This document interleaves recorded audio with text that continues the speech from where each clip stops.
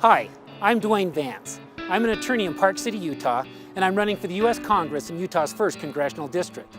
Although my name will be on the ballot in November, I am intentionally not running as either a Republican or a Democrat, and I'd like to take a few minutes to explain why.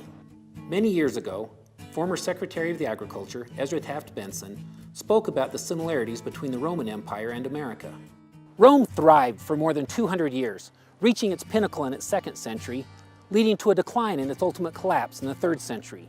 Rome's decline was marked by vast increases in the number of the idle rich and the idle poor.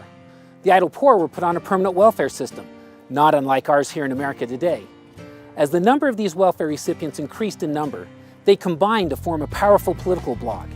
These welfare recipients were not shy about making their demands known, and the government did not hesitate to give in to their demands. Would-be emperors actively courted the support of these welfare recipients. The great middle class, Rome's strength then, as ours is now, was taxed more and more to support a bureaucracy that kept growing larger and more powerful. The government engaged in deficit spending. Ultimately, these and other factors all combined to overcome the energy and ambition of the middle class, and when the middle class collapsed, Rome fell. I am genuinely concerned about the present state of America and the direction in which we are headed. Even if I survive all this turmoil myself, what kind of a country am I going to leave for my children and their children? The time has come to make a meaningful change in Washington. Unfortunately, the Republicans and the Democrats have become a substantial part of the problem rather than making a meaningful contribution to a solution.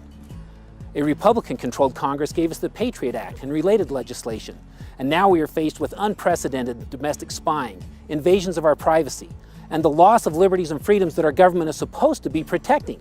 A Democratic-controlled Congress gave us Obamacare, and unchecked proliferation of federal bureaucracy and social welfare programs. Whenever George W. Bush asked to increase the national debt ceiling, as a general rule, Republicans voted in favor of it and Democrats opposed it. Similarly, whenever Barack Obama is asked to raise the national debt ceiling, as a general rule, Democrats have voted in favor of it and Republicans have opposed it. When it comes to increasing our national debt, it is either a good idea or it is a bad idea, and it shouldn't matter which political party's in power asking that it be done. In his farewell address, George Washington warned of the potential dangers of powerful political parties battling back and forth for control of the government. He observed that although these political parties, and I quote, may now and then answer popular ends, they are likely in the course of time and things to become potent engines by which cunning, ambitious, and unprincipled men will be enabled to subvert the power of the people and to usurp for themselves the reins of government, end quote. That is precisely the predicament in which we find ourselves today. Politicians are no longer servants of the people, but rather they are mere puppets of political parties.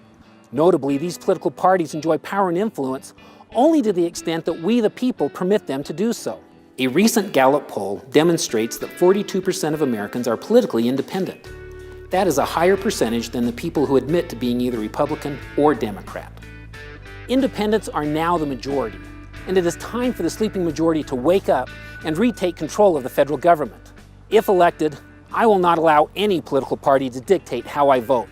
I will not be controlled by special interest groups or campaign donors. I will act solely in the best interest of the people that I represent, and I will be accountable solely to the people for my actions and my failures to act. If elected, I promise to affirmatively introduce legislation to dramatically curtail the existing federal bureaucracy and related spending, with the immediate phasing out and ultimate elimination of both Obamacare and the Department of Education right at the top of the list. With your help, I can make a difference in Washington. Vote for Dwayne Vance for Utah's 1st Congressional District, and look for other independently thinking people on the ballot running on the Independent American Party ticket. Tell your friends and spread the word. Make the voice of Utah's people be heard in Washington. I'm Dwayne Vance, a candidate for U.S. Congress, and I approve of this message.